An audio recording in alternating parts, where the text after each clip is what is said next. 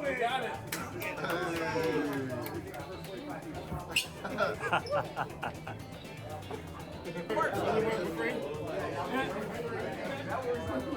Top of the steel tower looking over 200 feet down, which is always very impressive, unless you're in a house.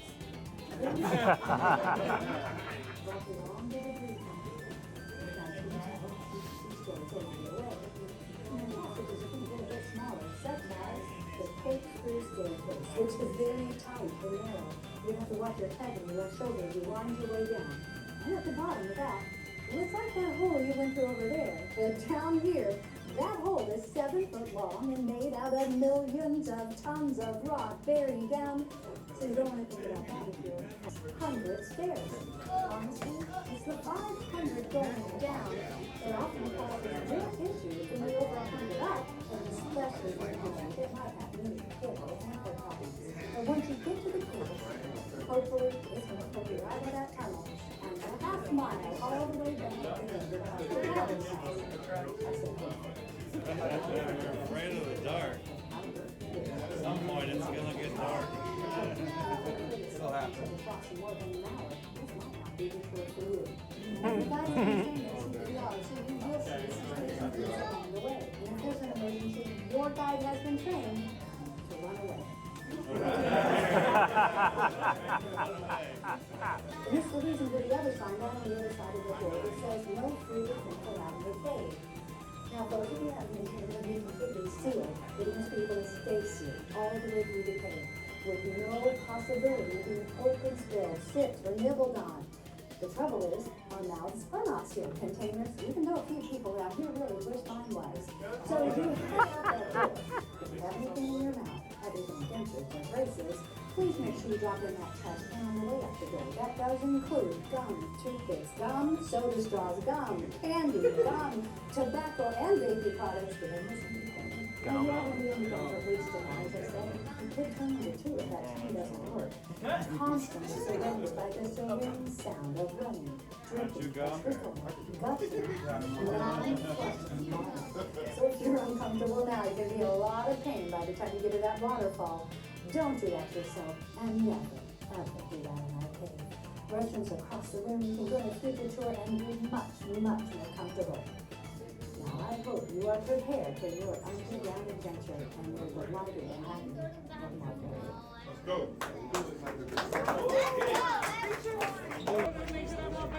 We're already going down these steps, hundreds of steps.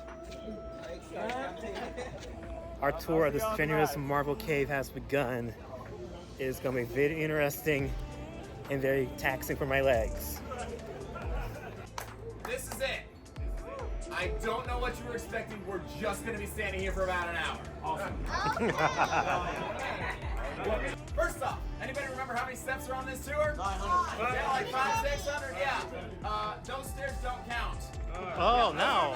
Instead of practice stairs to get you reacquainted with them, because, well, we got a whole lot more in the cave, and they get a whole lot more weird than that.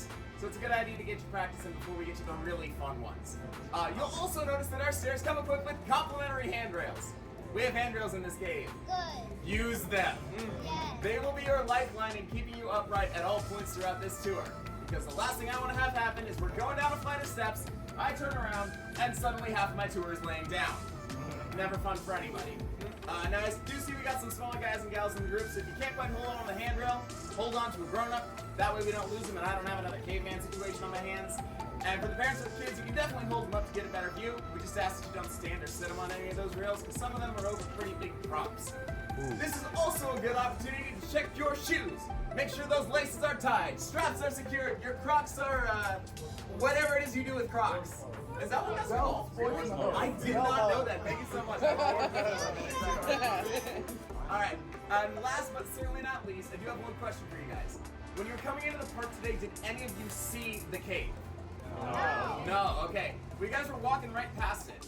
In fact, just to the right of that pathway you guys walked across, right after you got your ticket scanned, was our sinkhole, which just so happens to be the largest natural opening to a cave in North America. So if none of you guys saw our gigantic sinkhole and you were walking right next to it, It should come as no surprise to any of you that this cave was discovered entirely by accident. Wow. But considering how many of you turned around when I said the cave was behind you, you'll probably want to see the darn thing. So without any further ado, right this way! All right, now, here we go with the steps.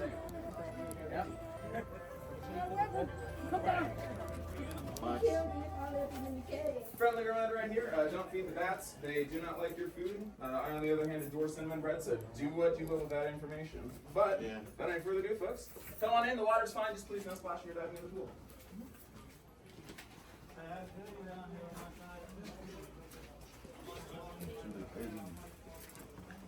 Anyways, come on in, get a glance over that railing to see what you just walked yourself into, and then fill all the way in on the top of this here platform.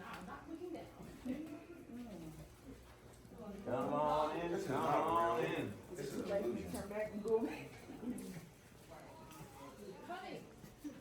Well, don't worry. I mean, we'll be going to the bottom of that in a little bit, so. Come on in, guys. Come on in. Who's that down there? Bruce Wayne? That's you, Bruce?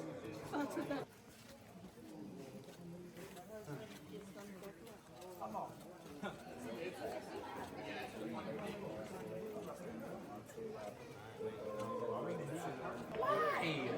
Because he only likes to see bees. Yeah, I'm scared of him. He's scared of bats? Yeah, he's not going to do nothing to you. They are in their house. So is it yes, no, maybe so, yes, no, maybe so? All those balloon flights, we currently hold an underground altitude record for flight. We are also the only place to hold an underground altitude record for flight. Because in order to hold that record, you must first be inside of a cave. And second, that cave must be on top of a mountain. Fortunately, we are both. Now, I did give a bit of a clue when I started talking about those balloons, but did anybody catch what year we first started doing tours in here? 1894. 1894, that's correct. Our cave tours began back in 1894, and they were started by a man named William Lynch. We got his plaque lit up over there on the wall. Now, William was a widower.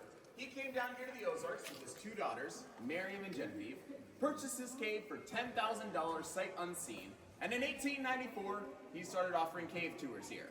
However, back then, if you were taking a cave tour with Mr. Lynch, things would have looked a little bit different, because, you know, we didn't have any fancy lights. We didn't have any nice, easy-to-use pathways. Those handrails and stairs, those didn't exist. And, well, that steel and concrete tower, that didn't exist either. Back then, the cave would have looked something like this. One more Those light. lights were supposed to flip off. Turn emergency lights off too.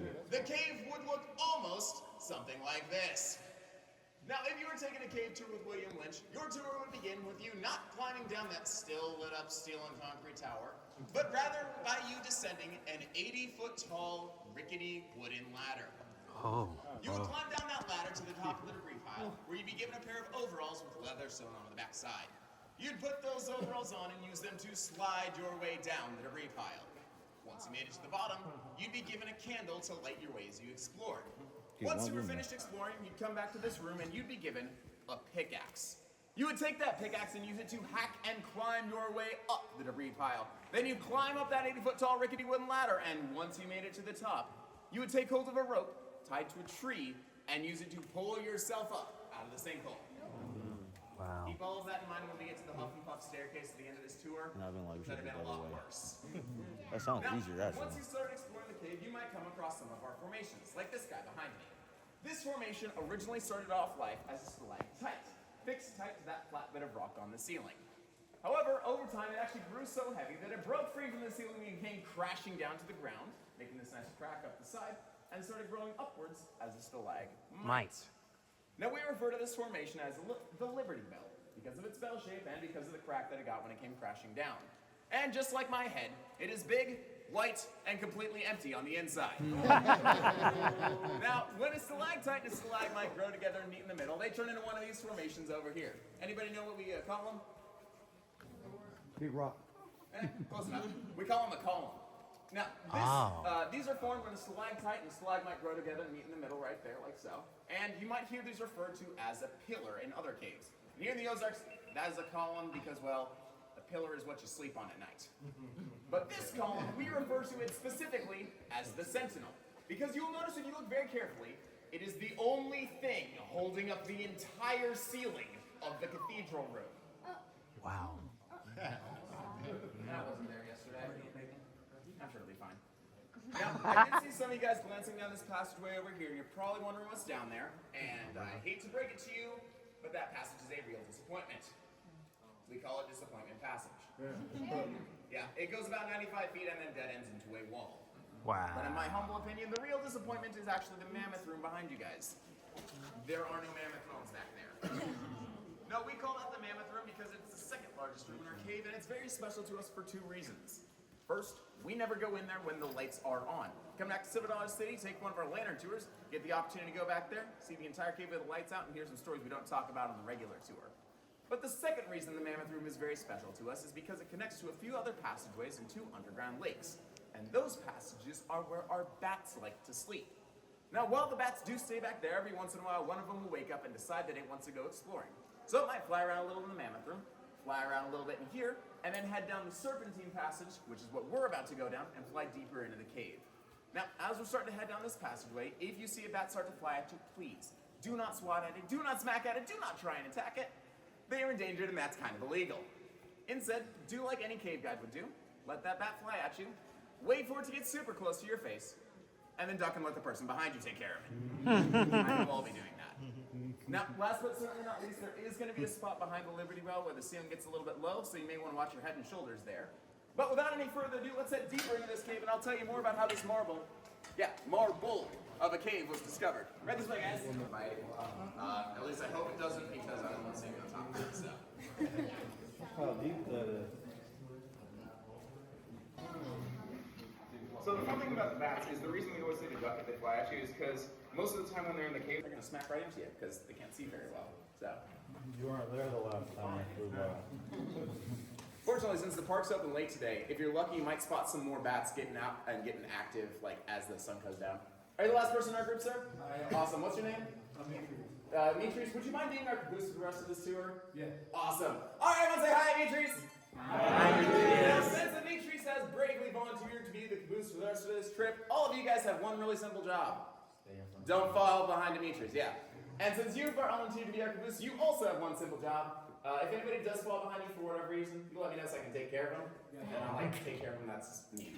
Now, if you get a glance up at the ceiling, you might be able to take a guess as to what we like to refer to this room as. Anyone want to take a shot at it? Alright, I'll give you a clue. There's the toe. There's the arch. Pretty close. This is the shoe room. Back there's the heel. And last but certainly not least, there's a little bit of the athlete's foot. Now, jump ahead to 1869 when a man named Henry T. Blow and some of his friends are caving in the Ozarks looking for lead. Because if you found lead in a cave, pretty easy way to make a whole lot of money super quickly. Now they'd heard people talk about this devil's den and knew that it was unexplored, so they decided to come check it out. They lower themselves down into the cathedral room with ropes, and Henry winds his way down the serpentine passage we just came through until he gets to this room here. However, he probably would have been using like a lantern or something like that to light his way, so things would have looked a little bit different. Probably would have looked something like this. Now, Henry would have liked to continue onwards with his expedition, but he had a little bit of a problem. See, this passageway over here to my right was blocked from floor to ceiling with some kind of acoustic substance, so can't go that way. And, well, you know, you can't really go this way because big pit. However, Henry's a smart guy. He figures if he takes a rock, throws it over the edge, waits to hear the sound of it hitting the bottom, then does some calculations, numbers, math, he'll know how much rope he needs to get to the bottom of that pit. So he picks up a rock, and he throws it, and he waits. And he waits. And he waits. Doesn't hear anything. He figures, all right, maybe it just didn't catch the sound of it. So he takes another one and throws it. Still nothing. He does this again and again, even taking a rock the size of his head and tossing it over the edge. But none of them hit the bottom. Now at this point in time, he's starting to get a little bit worried. He's a pretty superstitious guy. He knows that they refer to this as the devil's den. He's noticed that this room is a little bit warmer than it was back there. He hasn't heard any of his rocks at the bottom of that pit yet. That pit might actually be bottomless and lead to the worst place known to man, Pittsburgh. So he decides that he is done with this cave. But before he goes, he takes a glance up at that ceiling. Huh. Kind of looks a little bit like marble up there. Whatever, bottomless pit, I'm spooked. He makes some notes in his journal, he gets out of this cave, and he leaves. But before he leaves the area, he passes that journal on to the locals, and the locals hear that there's marble in this cave, and, well, marble can get you a pretty decent chunk of money, too. So they pool their resources together and set up a mining company, the Marble Cave Mining Company. That makes a little more sense back there, right? Mm-hmm. They set up a mining town on the edge of the sinkhole called Marmaros, the Greek word for marble. They hire their miners, get their equipment and supplies, get everything ready to go, and then they hire a geologist. Which, if you ask me, they should have done that first. Geologist gets down in this room, takes one look up at that ceiling and goes, hey guys, that is not marble, that is limestone. The same type of rock you will find in every single wall in this cave and just about every other cave in North America. It's worthless. Now, there were some trace elements of materials like iron and zinc in the walls, but it wasn't enough to make a profit. However, there was one material in this cave that would be quite valuable. That pile of icky, gooey, sticky, smelly substance over here blocking Henry's path, anybody want to guess what that was? Bat guano, exactly. In fact, the reason that Henry never heard any of his rocks at the bottom of that pit, they were all landing softly in a big old pile of bat dung. Now, I see some of the kids in the group, sort of. My lantern's not very bright, but you look a little confused. I think. Again, I can't read your expressions, the lantern kinda sucks. But you're probably wondering why anybody would pay a whole lot of money for a giant pile of crap. And well, bat guano was particularly valuable because when dried out and combined with a couple other ingredients, it could be used to make two very useful items. Anybody want to guess what those were? Gunpowder. Someone said Bud Light, and I'm very confused about it. Yeah, but yeah, fertilizer and gunpowder. And well, there was a lot of bat guano in this cave. Thousands of years of untouched bat dung just lying around. So the miners pivoted from mining out marble to mining out bat guano, and they were making a pretty good profit. However, after about 4.5 years of mining, well, the bats were all pooped out. That's the worst joke I've got on this tour, folks. It only gets better from here. So, the mining company folded, the town of Marmaros up top became a ghost town, and the cave remained empty once again. Until William Lynch purchased the cave in 1889 and started offering cave tours in 1894. Now, can you imagine being on one of those early cave tours? You're walking along by candlelight when all of a sudden like a bat flies at you. You get freaked out, you drop your candle and it goes out. That would really suck, wouldn't it? Y'all see where I'm going with this, right? Turn the lights up. Man, it is really dark in here. Well, I mean, if you want to, we can keep going like this for the rest of the tour. We got enough like phone screens and stuff. All right, fine. If you want me to flip the lights on, just do me a favor, raise your hand. I've seen a couple hands. We'll leave them on for the rest of this tour then.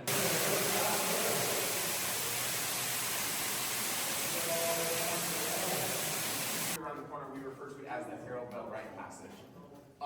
You might know him as the guy that authored the book The Shepherd of the Hills. The passageway we just came through, that is called the Mud Tunnel.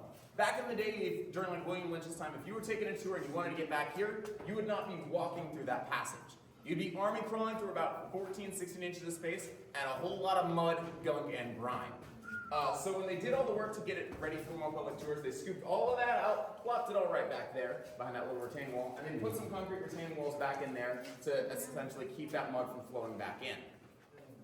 The reason that you get so much mud back there is because during the rainier times of year, the amount of water coming into the cave is more than can flow out. And that waterfall room in this passage can actually fill up with water and flood entirely. I think, if I remember correctly, one of our cave guides actually set a GoPro at the top of the waterfall room. I forget whether this was last year or the year before, but he got a time-lapse video of the entire thing filling up with water. So, it's impressive stuff. So when it rains, obviously, you can't.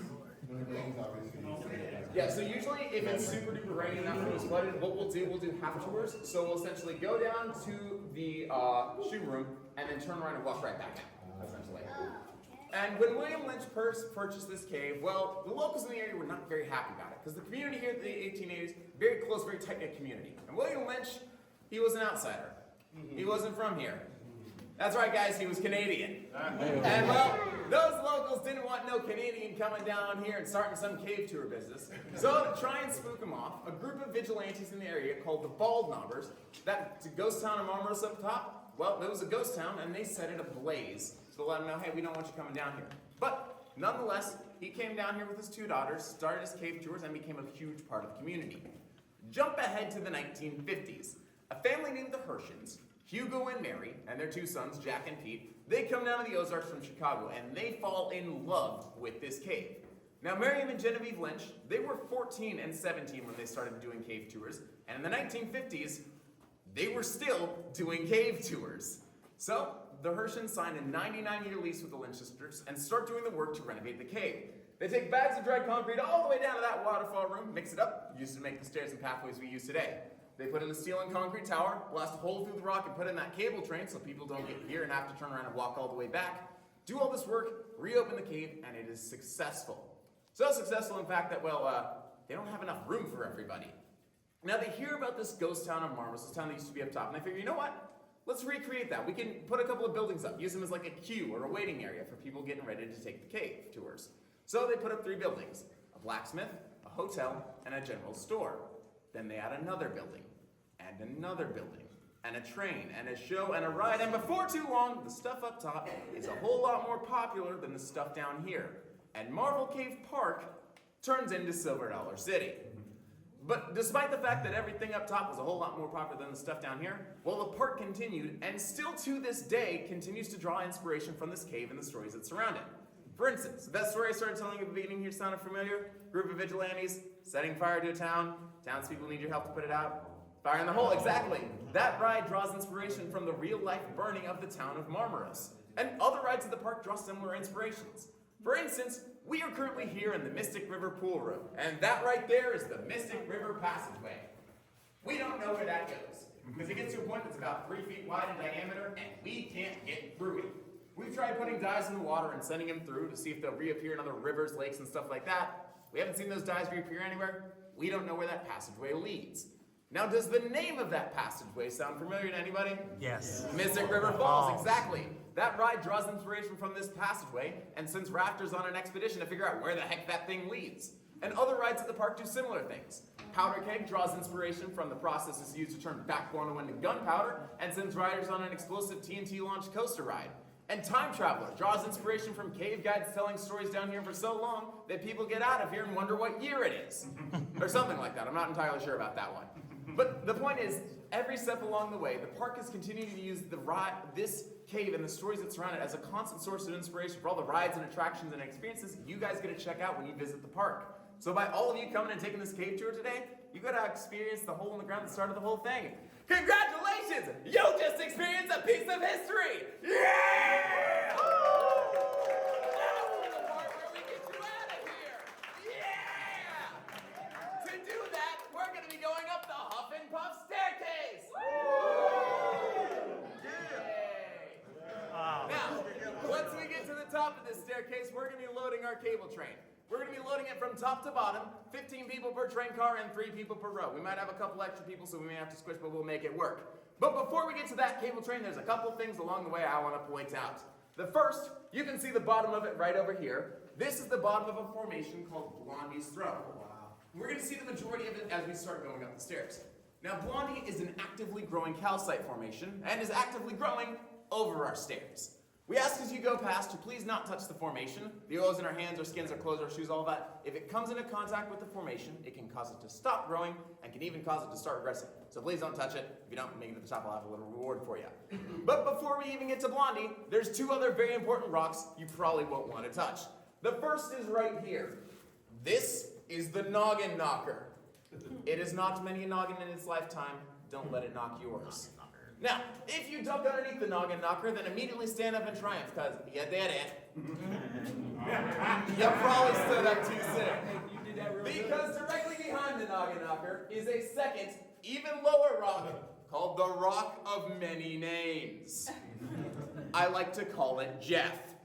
And I would recommend giving it an equally friendly name if you hit your head on it.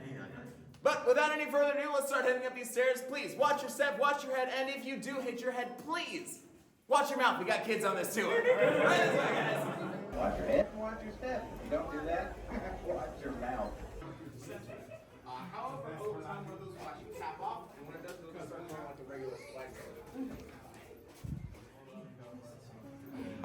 Now, I did promise you guys a little bit of a reward if you made it all the way up here and you didn't touch Blondie. This over here on the corner, this is the Feeler's Rock. It's made out of the same material as Blondie, calcite. We can see all these dark patches in the rock here. This part of the formation is dead. You can also see when I hold my light up to it, it's kind of dim, as opposed to if I hold it up here, that part glows a lot more. So as you're going past it, we touch this bit of the rock, see what this calcite formation feels like. It's kind of a little bit slimy, but once again, we're going to get on board this cable train, load it from top to bottom, hit you for train crew and let's go. Just so we have a tambourine, look.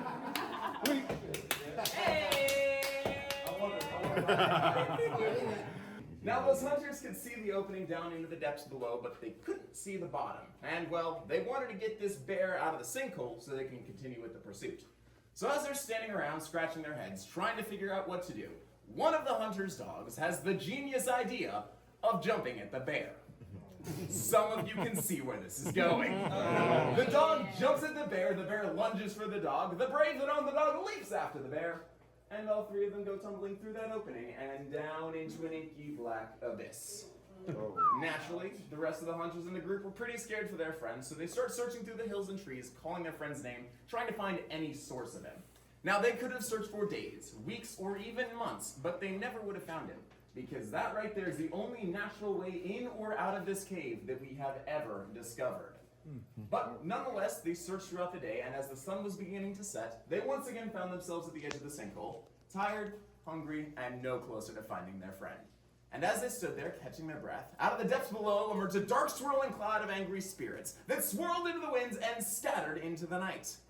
This naturally spooked the Osage, and it led them to give this cave its first name, Marvel Cave. I'm kidding. They referred to this as the Devil's Den, and carved sideways notches into the trees around the edge of the sinkhole to warn other natives, danger, do not enter. Now, we believe that those notches worked because we have yet to find any Native American artifacts inside of our cave. But that dark swirling cloud of angry spirits, anybody want to guess what that probably was? Bats, that's right. We got a lot of those guys that call this cave their home, and since one of those little fellows can eat up to 2,000 insects in a single day, we are really happy they call this cave their home. Now, we are currently here at the top of our cathedral room. It is over 200 feet deep, over 200 feet wide, and over 400 feet long. You can take the Statue of Liberty, the small one from Las Vegas, and set it upright inside of this room. But if you'd rather do something with the full-scale Statue of Liberty, you could take her toes, dip them into the pool of water all the way down there at the bottom, give her a little tilt, and her torch will be poking out right through that opening there. Now, we call this room the Cathedral Room not because of its size, but rather because of its acoustics. You guys have already heard my voice echoing a little bit off the walls. In fact, back in the 1950s, they used to hold square dances at the base of this room because it sounded so dang good. And I've noticed that it's still a little bit dark in this cave, and I kind of want to light it up a little bit, so I'm going to try something. I want everybody to turn this way, and on the count of 3, we're all going to say hello, Marvel, as loud as possible, and then immediately go quiet. And if all goes according to plan, we should hear and maybe even see this cave come to life a little bit. You guys ready? Here we go. 1, 2, 3. Hello, Marvel! Oh, good. The lights flipped on. My smart speaker's working. Perfect. All right, guys. Now, we're about to head down to the base of this cathedral room in just a moment. But before we do, I want to mention a couple of things about this tower. It is made out of steel and concrete. And if you look at your feet, you will notice that water and concrete do not mix. No, wait, that's not right. But as we head down, make sure to watch your step and please use those handrails. Now, the steel on this tower is also very important because it offers you the perfect first opportunity right over here to hit your head. Look, guys, we are in a cave. There are a lot of really cool rocks down there you guys can hit your heads on. Do not waste your opportunity to hit your head on the man-made steel and concrete structure that is nowhere close to any of those cool rocks. But if for some reason you decide that you would like to knock your noggin on literally the first opportunity presented to you on this tour, go ahead and knock yourselves out. Now, last but certainly not least, if you've looked over the edge, realized how many more stairs you have left to go on this tour, and have realized you do not like stairs, or you've heard me mention the bats and the spookiness and have realized you do not like caves, or you've just been listening to me talk and you've realized you do not like your cave guide, I've got some good news. This right here is the point of no return. You can turn around, head right back up those stairs. Make sure you get a picture or two before you go so you can show your friends later, and you can head on out. Just do me a favor, pull the door closed behind you as you go. However, if you continue down these stairs, buckle up. Because if you do, you're stuck with me for the rest of the hour.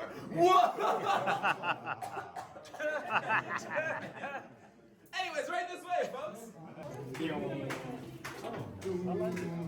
Hey, Pam.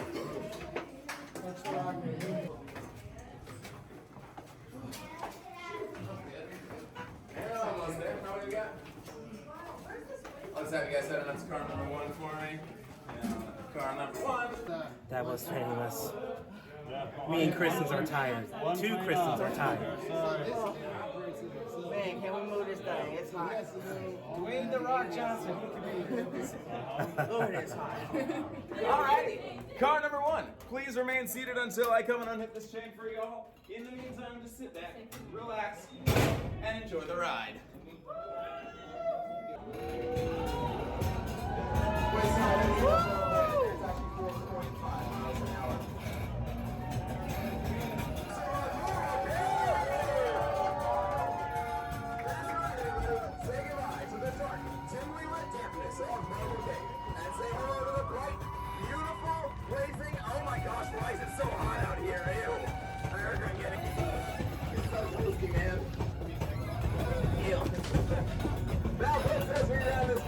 Making our way back up towards the hospitality house. I do want to remind you that we've got photos of a lot of the things I mentioned down in that tour.